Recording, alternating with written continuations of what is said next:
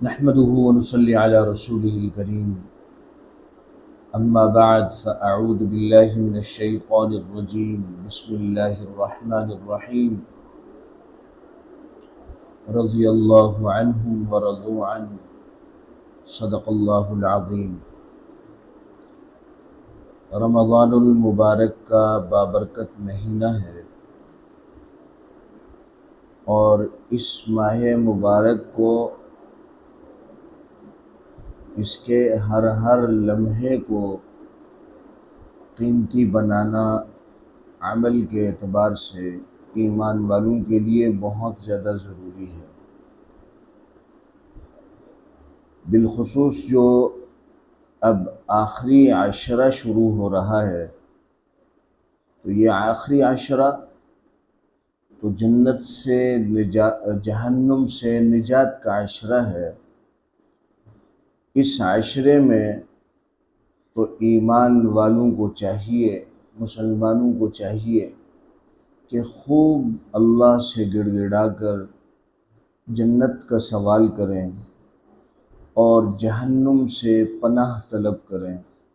اللہم انا نسألک الجنۃ الفردوس ونعوذ بک من النار، کہ اللہ رب العزت ہم سب کو جہنم سے بچا دے۔ بہت خوش قسمت ہیں وہ لوگ جو اس آخری عشرے میں لیلۃ القدر کی تلاش میں اعتکاف بیٹھ رہے ہیں۔ یہ اعتکاف میں بیٹھنا در حقیقت اللہ کے در پہ ڈیرے ڈالنا ہے کہ مولا کریم اب تو ہم تیرے در پر آ گئے ہیں، اب تو ہمیں لیلۃ القدر کا ثواب عطا فرما دے۔ گرامی قدر سامعین، کوئی مہینہ ایسا نہیں کہ جس مہینے میں صحابہ کرام رضوان اللہ تعالی علیہم اجمعین کی قربانیاں نہ ہوں۔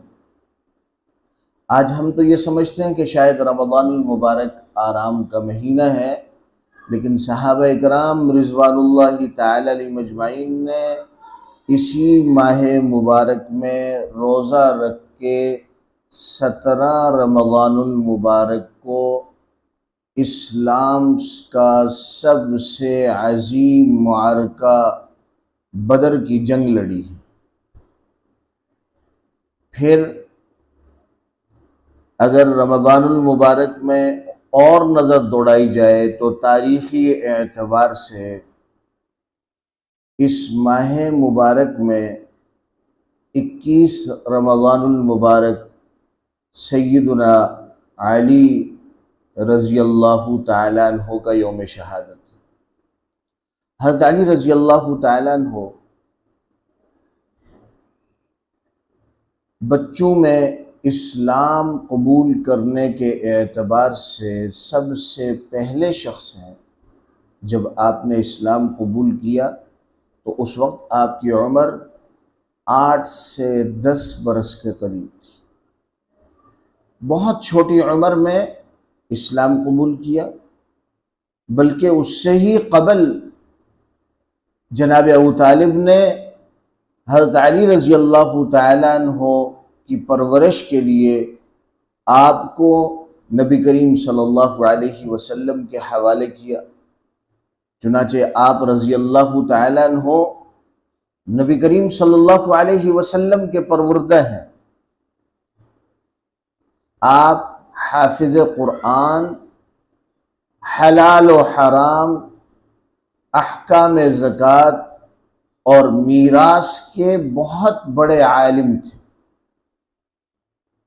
حضرت علی رضی اللہ تعالیٰ عنہ کو فقہ اور قضاء میں ایک آپ کا نمایاں مقام تھا، چنانچہ آپ اسلام کے چیف جسٹس تھے۔ اللہ تبارک و تعالی نے آپ کو فہم و فراست سے نوازا تھا۔ آپ رضی اللہ تعالیٰ عنہ کے ہجرت کا واقعہ بھی بڑا نمایاں ہے کہ نبی کریم صلی اللہ علیہ وسلم جس رات ہجرت کے لیے جناب صدیق اکبر رضی اللہ تعالیٰ عنہ کے پاس گئے، جو کہ پہلے سے تیار تھے کہ آپ صلی اللہ علیہ وسلم کے ساتھ ہجرت کریں، لیکن آپ صلی اللہ علیہ وسلم کے پاس مکہ والوں کی امانتیں تھیں۔ اب ان امانتوں کو لوٹانا بھی بہت اہم معاملہ تھا، چنانچہ جان کے دشمنوں کی امانتیں لوٹانے کے لیے جناب علی المرتضیٰ رضی اللہ تعالیٰ عنہ سے کو حکم دیا کہ اے علی، آج آپ میرے بستر پر سوئیں گے اور پھر یہ ان لوگوں کی امانتیں ہیں، یہ امانتیں لوٹا کر پھر آپ ہجرت کر کے مدینہ تشریف لائیں گے۔ چنانچہ کفار کے جمگٹھے میں آپ کے گھر کا محاصرہ ہوا ہے۔ نبی کریم صلی اللہ علیہ وسلم اسی حالت میں ہجرت کے لیے نکلے۔ کتنا کڑا وقت تھا کہ چاروں اطراف دشمن ہیں، لیکن حضرت علی رضی اللہ تعالیٰ عنہ نے نبی کریم صلی اللہ علیہ وسلم کے فرمان کے مطابق اس کڑے دن میں، اس کڑی رات میں کہ چاروں طرف محاصرہ ہوا ہے دشمنوں کا، آپ کے بستر پر لیٹ گئے اور وہ امانتیں لوٹائیں، اور امانتیں لوٹانے کے بعد آپ نے ہجرت فرمائی۔ ہجرت کے بعد جب مواخات قائم ہوئی، مہاجرین اور انصار کو باہم بھائی بھائی بنایا گیا، تو آپ کا دینی بھائی جنہیں منتخب کیا گیا ان کا نام سہل بن حنیف رضی اللہ تعالیٰ عنہ۔ ہجرت کے بعد رجب 2 ہجری میں آپ کا نکاح ہوا، اور آپ کا نکاح نبی کریم صلی اللہ علیہ وسلم کی صاحبزادی خاتون جنت حضرت فاطمہ رضی اللہ تعالیٰ عنہا سے ہوا، اور یہ بڑا خوبصورت جوڑا آسمان اور زمین کے بیچ دنیا والوں نے دیکھا۔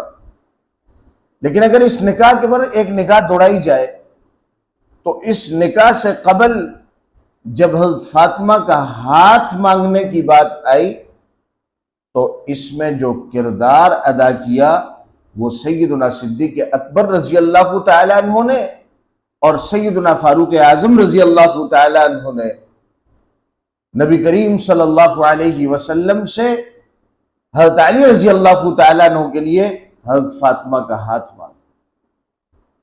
پھر جب باری نکاح کی آئی تو حضرت علی رضی اللہ تعالیٰ عنہ کو کہ نکاح کے اخراجات برداشت کرنے کی صلاحیت نہیں تھی، غربت نے ڈیرے ڈالے ہوئے تھے، ایسے موقع پر حضرت عثمان رضی اللہ تعالیٰ عنہ نے حضرت علی رضی اللہ تعالیٰ عنہ کی نکاح اور شادی میں اپنا مال نچھاور فرمایا۔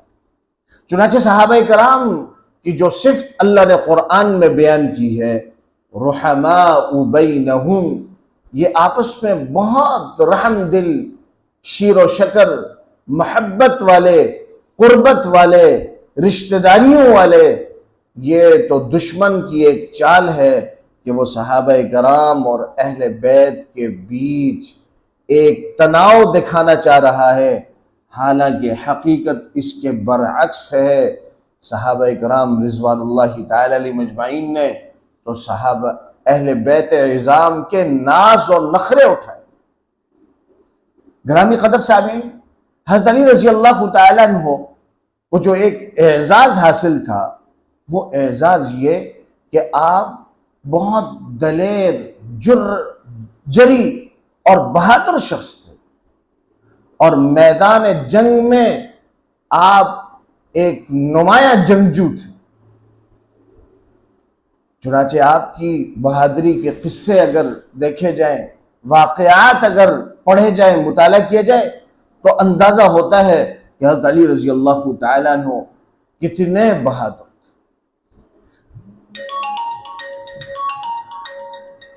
حضرت علی رضی اللہ تعالیٰ عنہ غزوہ بدر میں جب میدان میں اترے تو آپ نے قریش کے 2 نمایاں سرداران کو واصل جہنم کیا، جن میں ایک کا نام ولید بن عقبہ ہے اور دوسرے کا نام شیبہ بن ربیعہ ہے۔ اسی طریقے سے غزوہ احد میں آپ اسلام کے میمنہ یعنی دائیں حصے کے امیر تھے، اور حضرت مصعب بن عمیر رضی اللہ تعالیٰ عنہ کی شہادت کے بعد اسلام کا علم آپ کے ہاتھ آیا، اور غزوہ احد میں جب مختصر وقت کے لیے مسلمانوں کی فتح شکست میں بدلنے لگی یا شکست کی طرف جانے لگی، تو اس وقت جو صحابہ کرام ثابت قدم رہے ان میں حضرت علی رضی اللہ تعالیٰ عنہ کا نام۔ چنانچہ نبی کریم صلی اللہ علیہ وسلم جب زخمی ہو کر گرے تو اس وقت آپ کو سہارا دینے والے صحابہ کرام میں ایک نام حضرت علی رضی اللہ تعالیٰ عنہ کا ہے، اور دوسرا نام حضرت طلحہ رضی اللہ تعالیٰ عنہ۔ اسی طرح غزوہ بنو نذیر میں اسلام کا علم آپ کے ہاتھ میں تھا۔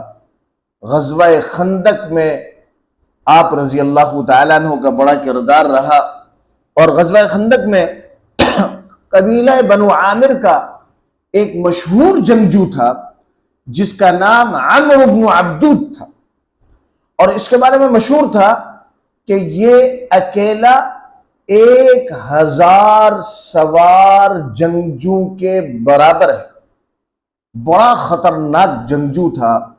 حضرت علی رضی اللہ تعالیٰ عنہ کا اس سے مقابلہ ہوا، اور حضرت علی رضی اللہ تعالیٰ عنہ نے اسے واصل جہنم کیا۔ اسی طرح غزوہ صلح حدیبیہ کے موقع پر حضرت علی رضی اللہ تعالیٰ عنہ کو یہ شرف حاصل ہوا کہ آپ نے صلح نامہ لکھا، اور اس صلح نامے میں آپ نے نبی کریم صلی اللہ علیہ وسلم کے نام کے ساتھ رسول اللہ لکھا۔ اس پر کفار نے اعتراض کیا کہ اگر رسول اللہ اگر ہم مانے تو جنگی ختم ہے، اسے مٹا کر محمد بن عبداللہ لکھا جائے۔ اس پر نبی کریم صلی اللہ علیہ وسلم نے حضرت علی رضی اللہ تعالیٰ عنہ سے کہا کہ آپ رسول اللہ کا لفظ مٹا کر محمد بن عبداللہ لکھیں۔